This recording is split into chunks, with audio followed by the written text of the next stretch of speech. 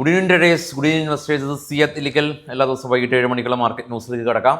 അങ്ങനെ നിഫ്റ്റി ഇന്ന് ഫർദർ ഫോളായി 23,350 നമുക്ക് ഇന്ന് കിട്ടിയ ക്ലോസ്. എയർടെൽ, ഇൻഫോസിസ് തുടങ്ങിയ കമ്പനീസാണ് ഏറ്റവും കൂടുതൽ ഇടിവിന് കാരണം ആയിട്ടുള്ളത്.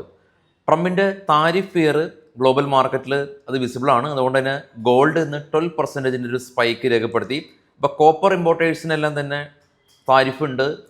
കൂടാതെ തന്നെ ഫാർമസ്യൂട്ടിക്കൽ കമ്പനീസിനും 200% താരിഫും കോപ്പറിന് 50% താരിഫാണ് ട്രംപിൻ്റെ ഭാഗത്തു നിന്നുള്ളൊരു പുതിയ ഒരു അനൗൺസ്മെൻ്റ് ഉള്ളത്. അത് പുതിയ അനൗൺസ്മെൻ്റ് അല്ല, നിലവിലുള്ളതാണ്.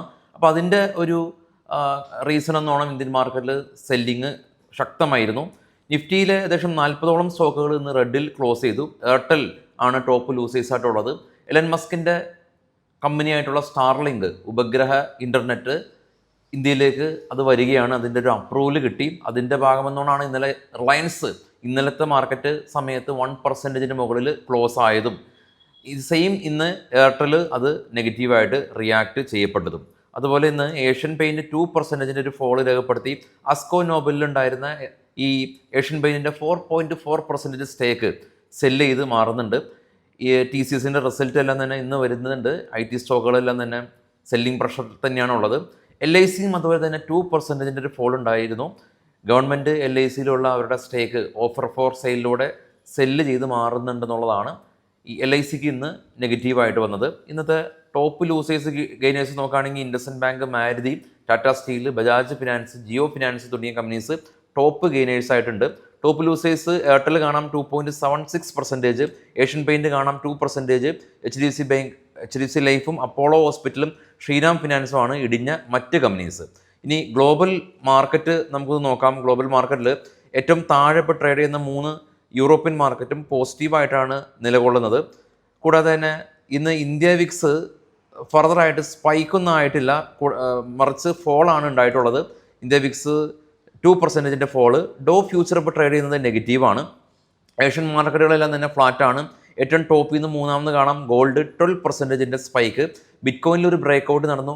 2149 പോയിന്റ് ഡോളർ ബിറ്റ്കോയിൻ റാലി രേഖപ്പെടുത്തി 1,11,050 എന്ന റേഞ്ചിലാണ് ബിറ്റ്കോയിൻ്റെ സ്പോട്ട് ഇപ്പോൾ നിൽക്കുന്നത്. നിഫ്റ്റിയുടെ ചാർട്ട് കാണാം. ഓപ്പണിംഗ് റേഞ്ച് 25,520 റേഞ്ചിൽ നിന്ന് ഘട്ടം ഘട്ടമായിട്ട് നിഫ്റ്റി ഇടിഞ്ഞു. പ്രത്യേകിച്ച് ഒരു റീട്രേസ്മെൻ്റ് ഒന്നും നിഫ്റ്റിയിൽ കണ്ടില്ല. നിഫ്റ്റിയുടെ എക്സ്പയറി ദിവസം നിഫ്റ്റി ഇന്ന് 25,348 ക്ലോസിങ് നടത്തിയിട്ടുണ്ട്. അപ്പോൾ ഇതാണ് നമുക്ക് ഇപ്പോൾ കാണാൻ സാധിക്കുന്ന ന്യൂസ്. ഈ ന്യൂസിലേക്ക് നോക്കുകയാണെങ്കിലും ഇന്നലെ NVIDIA stock $4 trillion market cap കൈവരിച്ചതിനെ തുടർന്ന് ഇന്നലെ നാസ്ഡാക്കും ഡോയും പോസിറ്റീവിൽ ക്ലോസ് ചെയ്യാനായിട്ട് സാധിച്ചു. എന്നാൽ അവിടെയും ട്രംപിൻ്റെ താരിഫ് ഫിയറുകൾ ഉണ്ട്. കൂടാതെ തന്നെ അവിടുത്തെ സെൻട്രൽ ബാങ്കിൻ്റെ ഭാഗത്ത് നിന്ന് റേറ്റ് കട്ടുകളെല്ലാം തന്നെ ഉണ്ടാകുമെന്നുള്ള എക്സ്പെക്റ്റേഷൻ ഉണ്ട്. അതൊക്കെ ഓൾറെഡി തന്നെ റിയാക്ട് ചെയ്യപ്പെട്ടതാണ്. അപ്പോൾ ഗ്ലോബലിയും ഇന്ത്യയിലും നോക്കുകയാണെങ്കിൽ ഒരു അൺസർട്ടനിറ്റി ഉണ്ട്. ഇന്ത്യയിലേക്ക് നോക്കുകയാണെങ്കിൽ ഇന്നലെ FISും DISും ബയേഴ്സ് ആയിരുന്നു. ഇന്ന് എന്താണെന്നുള്ളത് നമ്മുടെ ട്രേഡേഴ്സ് സുഹൃത്തുക്കൾ കമൻറ്റ് രേഖപ്പെടുത്തും. പക്ഷെ ഒരു പോസിറ്റിവിറ്റി മാർക്കറ്റിൽ, ഒരു ലാക്ക് ഓഫ് പോസിറ്റിവിറ്റി ഉണ്ട് മാർക്കറ്റിൽ. അത് വിസിബിളാണ്. ബയേഴ്സിനെല്ലാം തന്നെ ഒരു മൂവ്മെൻറ്റ് കിട്ടുന്നില്ല എന്നുള്ളതാണ് പരാതി. സെല്ലേഴ്സിന് നല്ല രീതിയിലുള്ള DK ഉണ്ട്. പക്ഷേ മാർക്കറ്റിൻ്റെ സ്പോട്ടിൻ്റെ അടുത്തേക്ക് വരാനായിട്ട് സെല്ലേഴ്സിന് വളരെയധികം ഫിയർ ഉണ്ട്. കാരണം വലിയൊരു വോളറ്റിലിറ്റിക്ക് ശേഷമാണ് മാർക്കറ്റ് ഉള്ളത്. ഇപ്പോൾ കൺസോൾട്ടേഷൻ ട്രേഡുകളെല്ലാം തന്നെ ഇനീഷ്യേറ്റ് ചെയ്യാനായിട്ടുള്ളൊരു ഫിയർ സ്വാഭാവികമായിട്ടും സെല്ലേഴ്സിൻ്റെ ഭാഗത്തുനിന്നുണ്ടാവും. കൂടാതെ തന്നെ ആക്ടിവിറ്റി പൊതുവേ കുറഞ്ഞതായിട്ടും കാണാൻ സാധിക്കും. വോളിയൂംസ് എല്ലാം തന്നെ ചെറിയ രീതിയിൽ കുറവ് രേഖപ്പെടുത്തുന്നുണ്ട്. ഇത് നമുക്ക് കുറച്ച് സ്റ്റോക്കുകളുടെ വാർത്തകളിലേക്ക് പോകാം. അതിനു മുമ്പായിട്ട് ഈ വരുന്ന ഞായറാഴ്ചയാണ് ഫ്യൂച്ചർ ആൻഡ് ഓപ്ഷൻ്റെ ഓഫ്ലൈൻ ക്ലാസ്സുകളുള്ളത്. ഫ്യൂച്ചർ ആൻഡ് ഓപ്ഷൻ മാത്രമല്ല, നമുക്ക് നമ്മുടെ കൊച്ചി ഓഫീസിൽ വെച്ചിട്ട് കമ്മോഡിറ്റിയുടെ ഓഫ്ലൈൻ ക്ലാസ് ഉണ്ട്, സ്വിങ്ങിൻ്റെ ഓഫ്ലൈൻ ക്ലാസ് ഉണ്ട്, കൂടാതെ തന്നെ ഓപ്ഷനും ഉണ്ട്. ഇനി ഈ കോഴ്സുകൾ വരാൻ പറ്റാത്ത ആളുകൾക്ക് ഓൺലൈനായിട്ടും ജോയിൻ ചെയ്യാം. സ്റ്റോക്കിൻ്റെ വാർത്തയിലേക്ക് പോകാം. ബൈസൽ റെക്കമെൻഡേഷൻ അല്ല. ടാഷ് എഞ്ചിനീയറിംഗ് കമ്പനി, ഇവർ വെസ്റ്റെക് പ്രോസസ് എക്യുപ്മെൻറ്റിനെ അക്വയർ ചെയ്യാനായിട്ട് കമ്പനി തീരുമാനിച്ചു. ടിറ്റാഗ്രാഹ് കമ്പനി റെയിൽവേയായിട്ട് ബന്ധപ്പെട്ടുള്ള കമ്പനിയാണ്. ഇവർ അഡ്വാൻസ്ഡ് ട്രെയിൻ മാനുഫാക്ചറിങ് ചെയ്യാനായിട്ട് കമ്പനി ധാരണയായി. GTL ഇൻഡസ്ട്രീസ് കമ്പനി, ഇവരുടെ ആനുവൽ റവന്യൂ 2,000 കോടി രൂപ കമ്പനി എയിം ചെയ്യുന്നുണ്ട്. കമ്പനിയുടെ നിലവിലുള്ള പ്ലാന്റുകൾ എക്സ്പാൻഷൻ ചെയ്യാനായിട്ടാണ് കമ്പനി പദ്ധതി ഇടുന്നത്. HCL ടെക് IT കമ്പനിയാണ്. HCL ടെക് ഡ്യുവൻ സിറ്റി കൗൺസിൽ HCL ടെക്കിനെ അപ്ഗ്രേഡ് ചെയ്തതായിട്ടുള്ളൊരു ന്യൂസ് ഉണ്ട്. പെട്രോനെറ്റ് LNG കമ്പനി അവർ 1200 കോടി രൂപയുടെ ഒരു ഓർഡർ ദീപക് ഫെർട്ടിലൈസറിൻ്റെ ഭാഗത്ത് നിന്ന് കമ്പനിക്ക് ലഭിച്ചു. പ്രോങ്കര കമ്പനി ബാംഗ്ലൂർ കേന്ദ്രമായിട്ടുള്ള റിയൽ എസ്റ്റേറ്റ് കമ്പനിയാണ്. അവർ 5.5 ഏക്കർ ലാൻഡ് ബാംഗ്ലൂരിൽ അക്യൂർ ചെയ്തിട്ടുണ്ട്. 1000 കോടി രൂപക്കാണ് അക്യൂർ ചെയ്തിട്ടുള്ളത്. ലോറസ് ലാബ് കമ്പനി ഫാർമ കമ്പനിയാണ്.